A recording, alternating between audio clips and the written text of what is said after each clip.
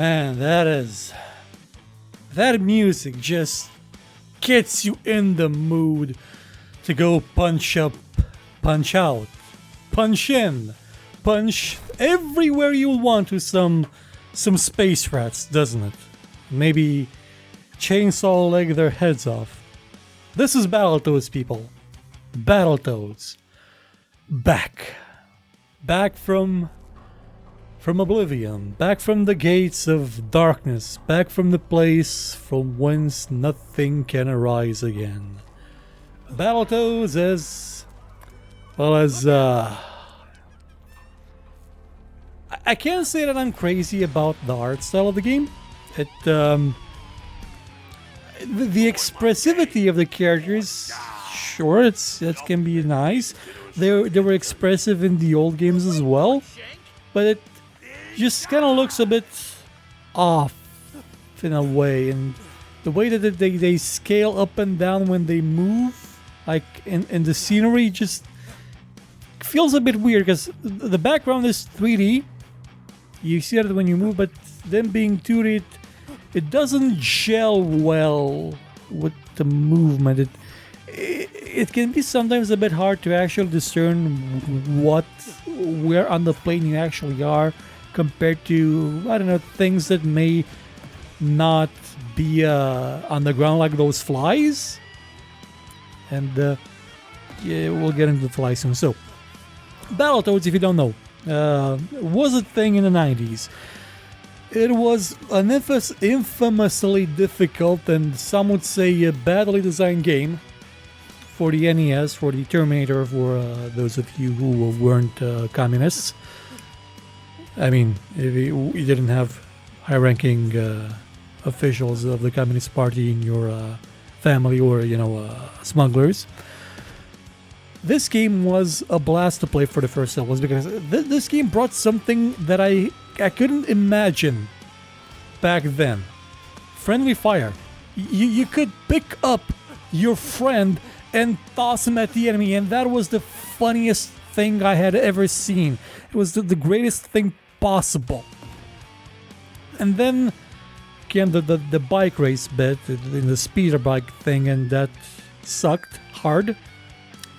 But thankfully, that wasn't the only Battletoads game. There were a bunch of them. The arcade game was amazing. The arcade game was ultra violent. It was the Mortal Kombat of cartoon Battletoad-based games, I would say. Because that's where the part where the chainsawing the heads of rats comes from. One of the characters could turn their foot into a chainsaw and decapitate space rats, and it was gory as hell and funny. It was exaggerated comedy violence. This one just goes for cartoonishness, and it does have its more violent tendencies, but it doesn't go towards that edge, and I'm okay with that. I'm absolutely okay with it not being gory. I just kind of think it doesn't look good. I can't really put my finger on it. Probably maybe it's this section in particular where it kind of tries to look like Double Dragon Neon, but Double Dragon Neon was amazing. Yeah, Double Dragon Neon was superb, and Double Dragon Neon too. That was a great game as well. And it was a great game because that one tried to update the formula of its original, to bring it into a new century but still keep what was good about it intact. This Battletoads game kind of tries to do that as well. It does so with a bit of a convoluted tongue-based grapple and attack system, as you can see right now. But I don't feel that it actually manages to fully commit to being a proper recapturing of what Battletoads means in terms of its gameplay. Because you have three types of attacks in this game. Well, apart from the tongue thing, we'll skip over the tongue thing. Apart from the tongue thing, you have your normal attack, which just punch things and if they don't have their guard up, they will get clobbered. You have your launch attack, which launches people into the air. And you have your big attack, which some toads can do it instantly. The big fat one, Pimple, has a charge to it. And when he does connect, he basically tummels the tank engines people into oblivion, which is nice. But it's you sort of have combos that you can pull off with them. Like at one point, you're gonna see that one of the characters is gonna turn into the coffin of a mummy for some reason, and just slam it to the ground. And not entirely sure why that is a thing there, but it happens. So the enemies, they just look at the scene. It's sort of a cacophony of color. Not enough shape. Not enough of a definition between the foreground and the background. Of the places that you can't hit and the places that can hit you. Or the places that can't be hit and the places that will murder you. It's not bad. It's okay. In terms of gameplay, in terms of its fighting mechanics, it's okay. I think it could have been a bit more in depth. Because since it does have that launch thing, it could have gone a bit, a bit Devil May Cry in the air juggling aspect. A bit, you see here the controls, the things that you can do, the spitting and the evades. Oh yeah, you have the evades, which let you quickly move from one side of the map to another to, for the most part, evade most attacks. But when you do that, the enemies tend to chase after you really quickly, and I think it may be something to do with the perspective or something. It's kind of skewed, but anyway, what's the idea of the game? If you don't know, I already said Battletoads was the thing back then, but Battletoads hasn't been around for a while, and their last game, if I'm not mistaken, was one where they entered a virtual world. I played a bit of it, I never finished it. But apparently, they have been stuck in that game world ever since then. And this is what you're playing right now. You're playing the Battletoads still being in that original adventure of theirs. Only they forgot they're in there. They've been there in a virtual world where they're super, see, there's a logo on the backgrounds, there's movie cameras, there's paparazzi, everybody's taking pictures of them, everybody likes them. They've been in there for 26 years. And I'm gonna skip forward a bit, just a tiny bit, over the next boss fight where you fight the two pork shanks people. We're gonna get to the cinematic. Cinematic, by the way, oh, actually, no, it's before cinematic. And I think, yeah, there we are. Yeah, the pig said, oh, make the most of what time you have because, you're gonna die and there is no afterlife. And then we get to the big reveal that they've actually been stuck in that world for years. And it's gonna be a big send-off where they fly into the air. It's a nice scene. See, they have sort of their own Mount Toadmore, or I guess Frogmore. No, Toadmore. It's like toads and frogs. Here, everybody loves them. Can fly now. Yeah, it's wonderful. It's beautiful. I think at this point, all three of them were supposed to be chanting, and then this guy comes, and they find him in the virtual bunker down there. And what follows is probably the best part of the game, because this game and this story is self-aware of what it is. I'm gonna skip out of the cinematic itself because it's well, for some reason the audio doesn't actually work. It sort of tried to do a thing. But anyway, the Battletoads, now that they realize that they spent 26 years doing nothing, they have to get jobs, and you're playing as them doing jobs and getting points for it. On the one hand, quick time events, these kinds of gameplay mechanics can go die in a fire soon, and take the people that make them along with them. But on the other hand, it's funny. It's a gag, it's a joke, and it works. It actually works. This is a comedy. This is what you would do with a comedy, and this sort of started to sell me on the concept, on the idea of Battletoads anew.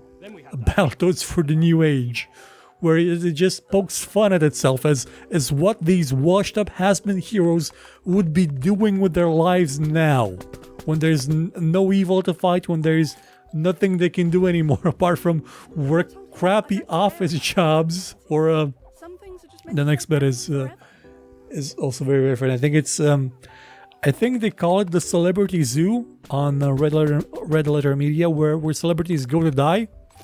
that's what the guy with the glasses is doing. That's how the game refers to him. It's Pimple the leader. No, wait, Pimple was Rash the leader, Pimple the strong guy, and Zit the guy with the glasses. Because it's funny. So there's a cinematic after this where, for some reason, one of the toads keeps calling him turtle. We need a new Turtles games as well, like a new proper Turtles game, not like the last two. Okay, the one before the last one was okay. The last one wasn't. It was kind of the same as the one before. So this guy's wearing a diaper for some reason. I'm not sure why. They're sort of going into the potty humor kind of area. It's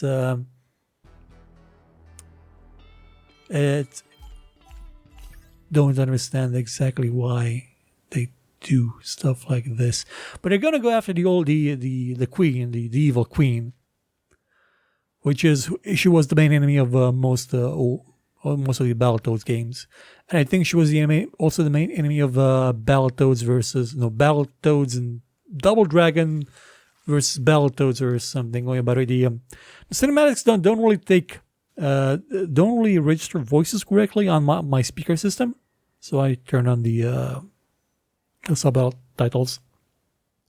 But anyway, she was the main enemy of the series. You got to fight her as the Double Dragons as well, and this bit with the train, that was actually super funny. But